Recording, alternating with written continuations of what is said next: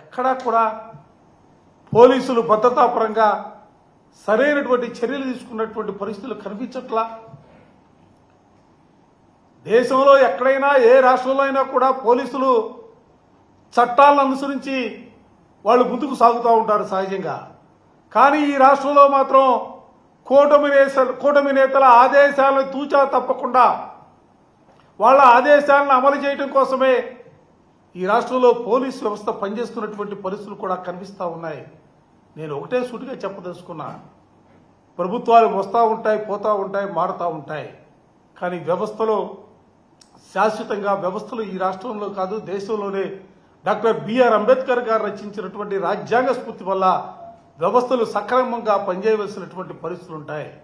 కానీ ఇవాళ ఆ రాజ్యాంగ స్ఫూర్తి కానీ రాజ్యాంగ విధానాలు కానీ రాజ్యాంగ సూత్రాలను కానీ అమలు చేస్తున్నటువంటి పరిస్థితులు ఈ రాష్ట్రంలో లేవు. ఇది ప్రజాస్వామ్యానికి ప్రమాదం.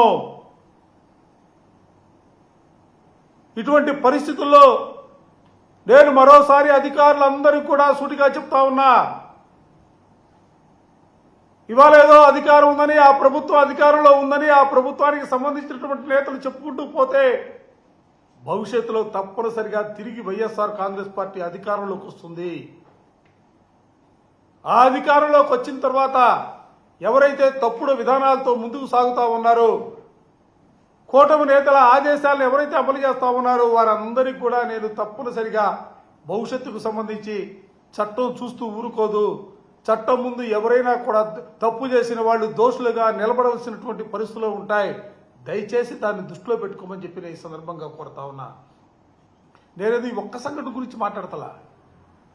ఆ మధ్యకాలంలో శ్రీశైలం వెళ్ళారు, మహానది ప్రాంతానికి పర్యటనకు వెళ్తే అక్కడ భద్రతా లోపాలు, అడుగడుగునా కూడా భద్రతా లోపాలు కనిపించాయి.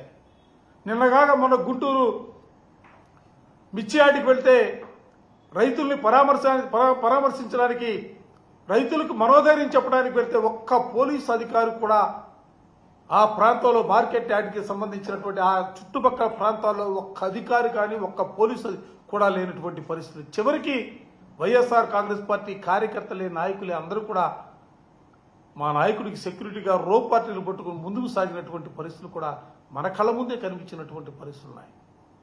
నేను వాళ్ళు అందుకే, ఎందుకంటే ఇంతకుముందు రాష్ట్రంలో ముఖ్యంగా తెలుగుదేశం ప్రభుత్వం కూటమి నేతల దురాలోచనల్ని వాళ్ళ దుష్ట పరిణామాల్ని తెలియజెప్పే రీతిలో కేంద్ర ప్రభుత్వానికి కూడా జగన్మోహన్ రెడ్డి గారికి ప్రత్యేకమైనటువంటి భద్రత కల్పించాలని చెప్పి మెమోరాలు మా ఎంపీలందరికీ కూడా కలిసి వెళ్ళి సంబంధిత మంత్రులకి పెద్దల్ని కలిసి ఇక్కడ రాష్ట్రంలో జరుగుతున్నటువంటి అప్రజాస్వామిక విధానాలపైన ముఖ్యంగా జగన్మోహన్ రెడ్డి గారి భద్రతకు సంబంధించినటువంటి అంశాలపైన మెమోరాలు కూడా ఇవ్వడం జరిగింది. మరలా తిరిగి ఈ రోజును కూడా నేను చాలా స్పష్టంగా అధికారులకు చెప్తా ఉన్నా, అదేవిధంగా కేంద్ర ప్రభుత్వానికి సంబంధించి కూడా అధికారులకి ప్రభుత్వ అధినేతలకు కూడా చెప్తా ఉన్నాం. ఇవాళ ఎందుకంటే ఈ రాష్ట్రంలో ప్రజాస్వామికమైనటువంటి పరిపాలన మరోసారి చెప్పదలుచుకున్నా, ప్రజాస్వామికమైనటువంటి పరిపాలన కొనసాగట్టాలా, అప్రజాస్వామిక విధానాలతో పరిపాలన కొనసాగిస్తా ఉన్నారు. ఎవరైతే వైఎస్ఆర్ కాంగ్రెస్ పార్టీ కీలకమైనటువంటి నాయకులుగా ఉన్నారో వాళ్ళపైన దాడులు జరుగుతూ ఉన్నాయి. వాళ్ళని హతమారుస్తున్నటువంటి పరిస్థితులు కళ్ళగట్టినట్టుగా కనిపిస్తూ ఉన్నాయి. ఇటువంటి పరిస్థితుల్లో ఇవాళ మా నాయకుడు కుటుంబాల్ని ధైర్యం చెప్పడానికి వస్తూ ఉన్నారు, మనోధైర్యం కల్పించడానికి వస్తూ ఉన్నారు. ఇటువంటి పరిస్థితుల్లో ఇటువంటి సంఘటనలు భద్రతాపరంగా వైఫల్యాలు ప్రభుత్వం చెందుతున్నటువంటి పరిస్థితుల్లో తప్పనిసరిగా కేంద్ర ప్రభుత్వం కూడా జోక్యం చేసుకోవాలని చెప్పి ఈ సందర్భంగా వైఎస్ఆర్ కాంగ్రెస్ పార్టీ పక్షాన డిమాండ్ చేస్తా ఉన్నాం.